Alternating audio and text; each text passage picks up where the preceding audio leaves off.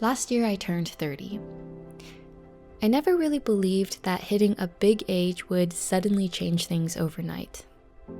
It might not have been instantaneous, but looking back, my 30th year was kinda a big year for me. And actually, it really feels like the year of change.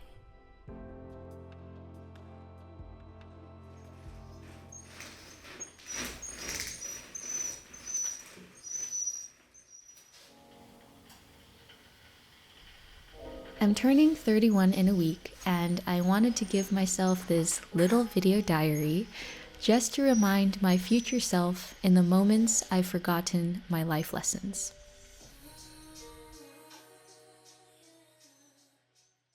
This time last year, I felt so lost with where I wanted to be in life. I was looking for a new career path after 4 years in a job I had grown comfortable with and eventually uninspired in.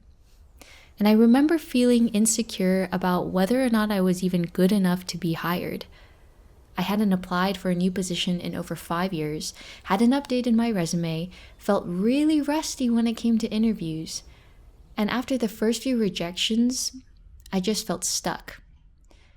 I knew and heard from my friends that I just needed to keep putting myself out there. But what was out there?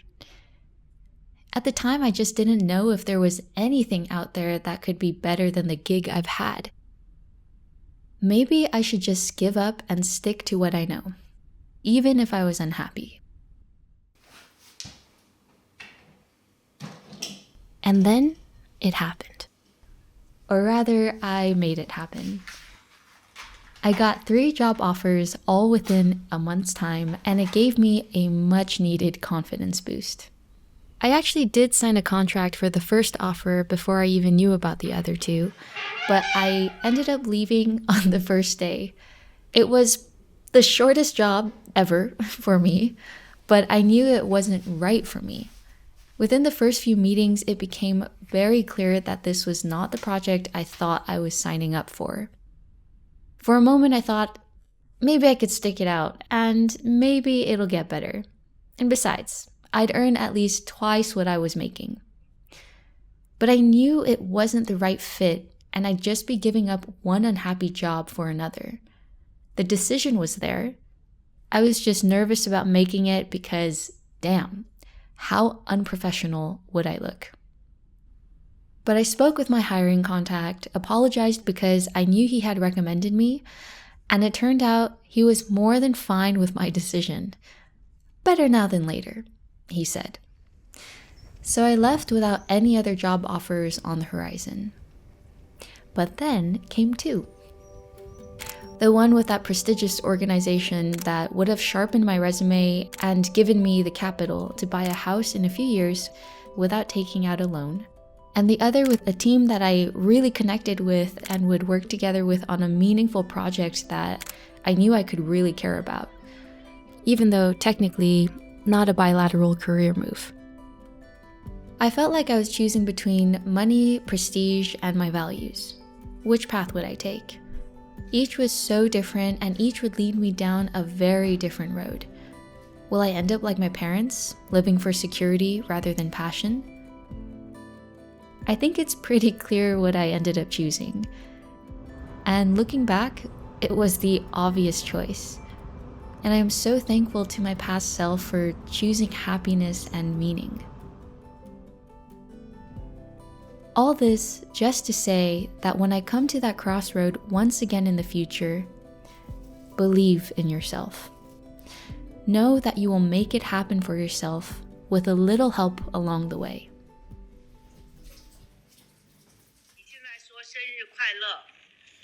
生日快乐！我给他看哦，还这样子，他在照相。 In the middle of this career shift, the biggest hit of my 30th year was Abu passing away at the age of 93.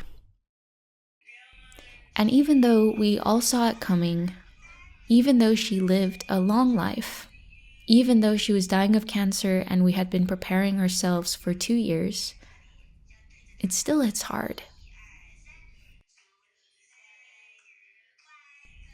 death of my loved ones had always been my greatest fear, at least from when I was old enough to understand death.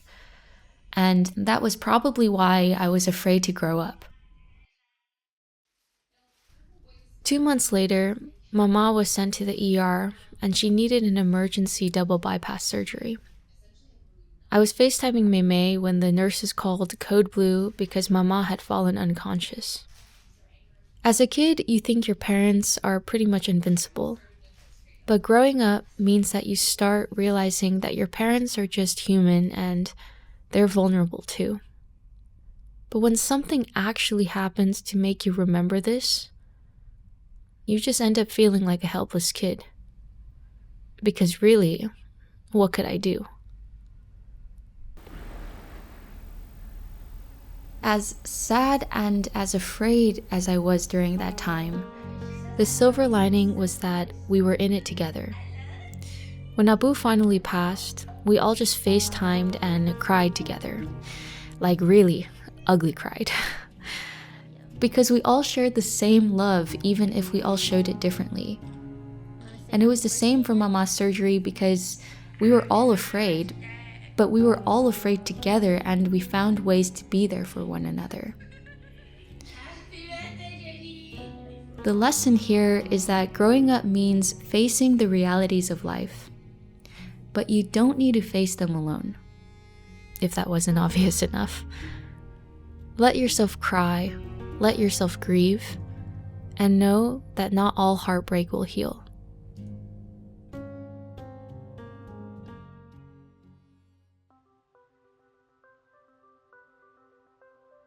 In comparison, the rest of my 30th year seemed tame.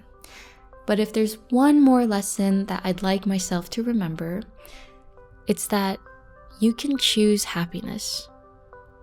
I think for a while I felt like I was waiting instead of going for it, whatever it is. But my 30th year really showed me that my happiness is in my hands. I need to believe that I deserve it, to create it together with people I love, and not just wait around for it. Yeah, there will be moments when I'm not happy, moments when I'll have to give up control and free fall in life. But choose happiness because it will come again through your other choices. But for now, good luck on 31, and just enjoy your life for what it is.